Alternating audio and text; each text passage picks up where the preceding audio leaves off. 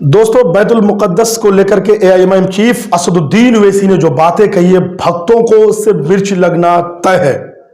बता दें कि मजलिस इत्तेहादुल मुस्लिमीन के सदर असदुद्दीन ओवैसी ने जश्न रहमतुल लिल आलमीन कॉन्फ्रेंस में बैत उल मुक़द्दस में हो रही है जुल्म बर्बरियत को लेकर के सलाहुद्दीन अय्यूबी को याद किए। पूरे दास्तान सलाहुद्दीन अय्यूबी बयान किए और जो बर्बरियत हो रही है और जो हिंदुस्तान में भक्त लोग हैं, जो ये बीजेपी गवर्नमेंट है 9 साल से आया है, जबकि 1947 से कया उससे पहले का जो मौकूफ है हिंदुस्तान का, वो खुले तौर पर फलस्तीन के साथ है।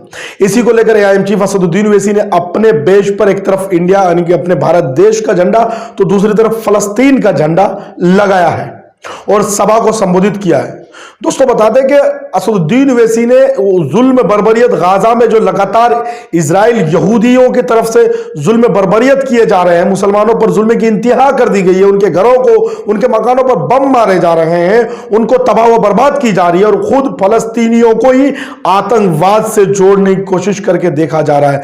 हिंसा का कहीं से कोई समर्थन नहीं है, हिंसा का कोई समर्थन नहीं है। कोई भी हिंसा करे, कोई भी जात हो, मजहब हो, मसलक हो, देश हो, हिंसा पर अगर कोई कर रहा तो हिंसा का कोई समर्थन नहीं। हिंसा का विरोध होना ही चाहिए, चाहे हिंसा कोई भी करे, लेकिन अपनी जमीन के लिए लड़ना सबका हक है। उन गाजा पर बेबस मजलूम मुसलमानों पर लगातार इजरायलियों की तरफ से बम गिराए जा रहे हैं और लगातार खाने उनके रोक दिए गए, पानी रोक दिए गए और इजरायली फौज जो है गश्त मार्च शुरू कर दिए, हवा से बम गिरा रहे हैं। लगातार जुल्म बर्बरियत की इंतहा हो गई है और एक तरफ पूरे कुफ्र, एक तरफ इत्तेहाद हो गए।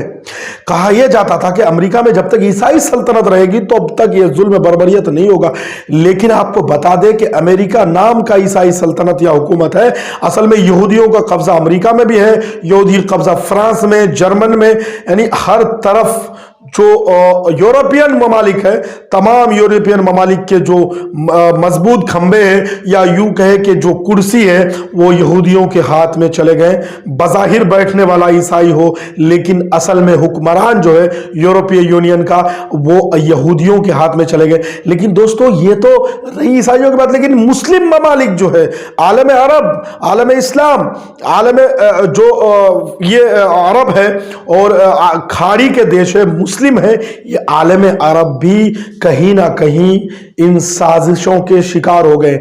और असदुद्दीन ओवैसी साहब यहाँ ये भी कह रहे हैं कि जब तुर्की की हुकूमत खत्म हुई, तुर्की की हुकूमत यानी कि खिलाफत उस्मानिया किस बुनियाद पर? असबियत के बुनियाद पर, अरब के बुनियाद पर, अज़म के बुनियाद पर, यानी कि कबीले के बुनियाद पर वो खत्म कर दी गई खिलाफत उस्मानिया, और जिसके नतीजे में हमें ये भुगतना पड़ा कि सबसे पहले हमसे बैतुल मुक़द्दस छीन ली गई खिलाफत उस्मानिया खत्म होने के बाद। फिर अरबों में ना शिया सुन्नी का जंग शुरू करा दिया गया। खिलाफत उस्मानिया जब कायम था, न शिया के बीच में जंग होता था, न सुन्नियों के बीच में लड़ाई होता था। लेकिन जब खिलाफत उस्मानिया खत्म हुआ, सीरिया को इराक से, इराक को अफगानिस्तान से, यानी कि शिया सुन्नी के बीच में टकराव किया, मुसलमानों को कमजोर और बर्बाद करके रख दिया।